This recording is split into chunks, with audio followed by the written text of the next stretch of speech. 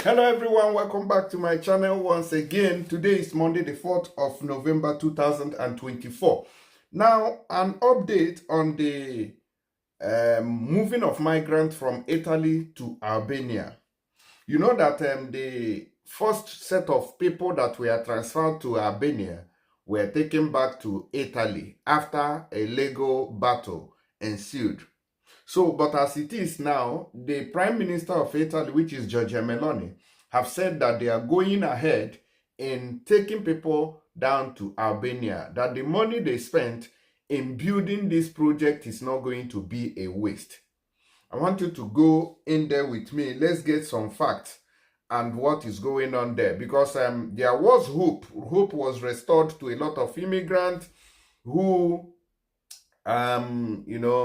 who saw the first failure of transferring this migrant to that place successfully. So a lot of people were hopeful that if they make it to Italy, that they were going to stay in Italy. But now the government is insisting against all battles that they must accomplish this mission. The money they spent in building these detention centers will not be in vain. Migrants, Libra is ready for a new transfer to Albania. Be prepared for at least 60 to 70 people. That's what they are saying here. Not only a new transfer to Albania, but the first full load, while new controversies rage over the cost of the operation, inflated by the 5-star accommodation for the staff station in Shenzhen. Giorgia Meloni's government is going straight ahead. On Monday, the weather should allow the start of operations, which have already been postponed twice, and certainly not because of political disengagement or the referral to the European Court of Human Rights of the new decree on safe countries. A first spray alert set for Wednesday was cancelled due to the Sirocco wave that raised waves of up to 4 meters and effectively eliminated arrivals. The second, scheduled for the following days, was postponed due to the non-optimal sea conditions. Arrivals in Lampedusa can be counted on the fingers of one hand. In international waters, civilian ships have rescued only a few boats put to the test by the weather conditions, which is on the coast seems favorable, worsen on the high seas. Shipwreck weather, the sailors call it. So the weather has not been good these days, making it practically impossible for the migrants to take off from Libya. From Saturday evening, the Mediterranean should be clement again, which is calm, and after 2 weeks of storm, it is foreseeable that many will attempt the crossing, both from Libya and Tunisia.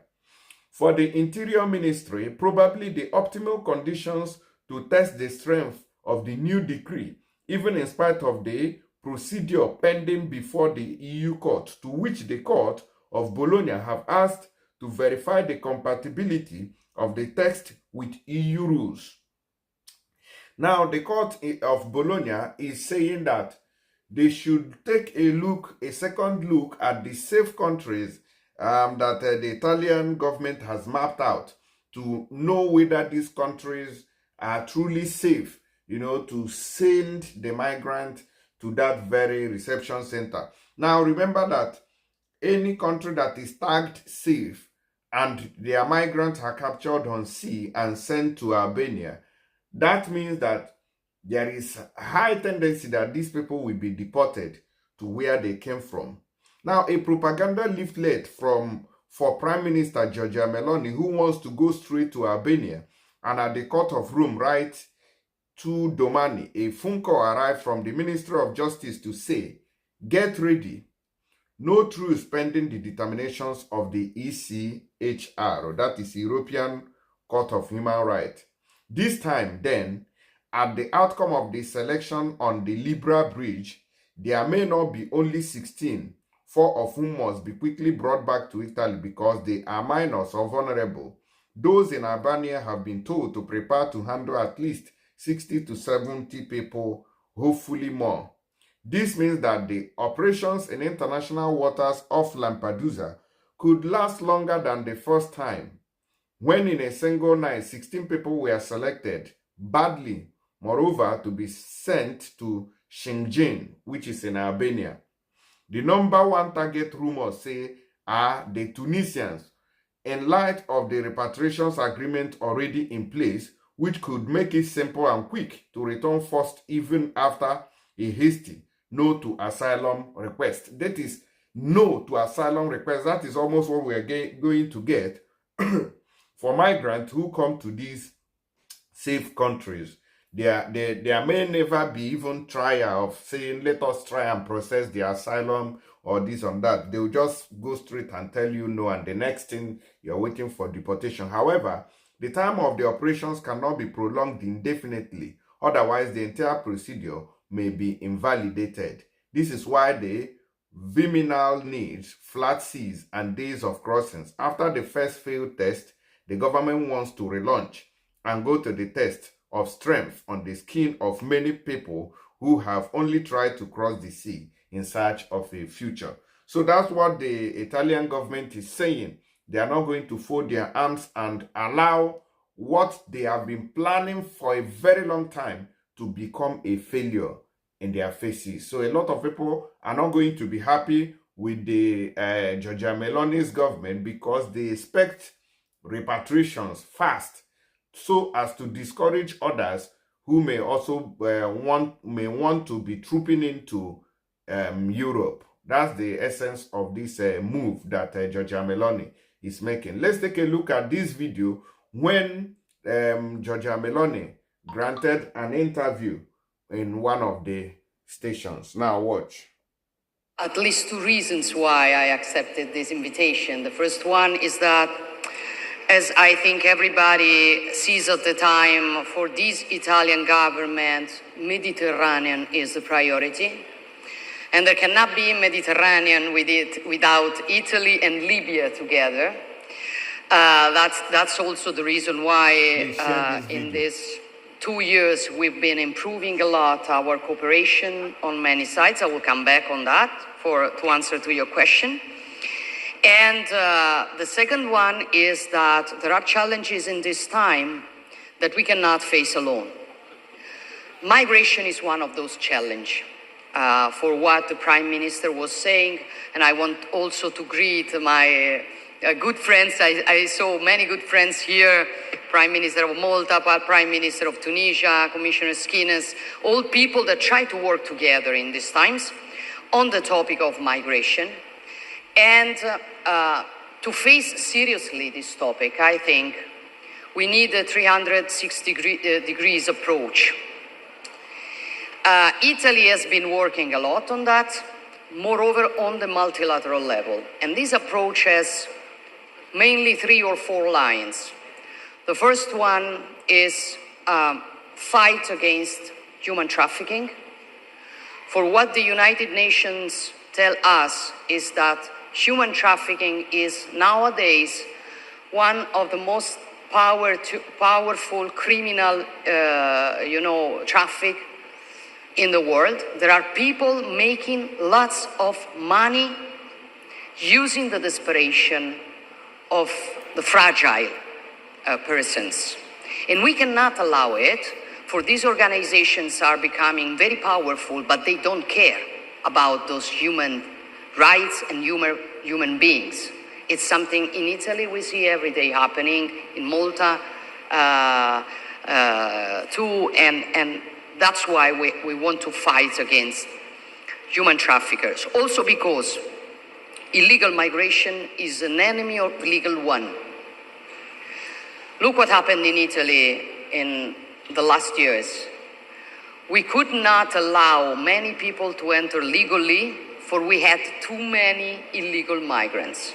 We cannot allow that it is criminal organizations deciding who has the right or not to live in our countries. And that is a second part of the work we have to do, the path for legal flows of migration. My government has done a flux decree that lasts for 3 years, widening the quotes moreover for the countries, also for the countries that help us in fighting illegal migration.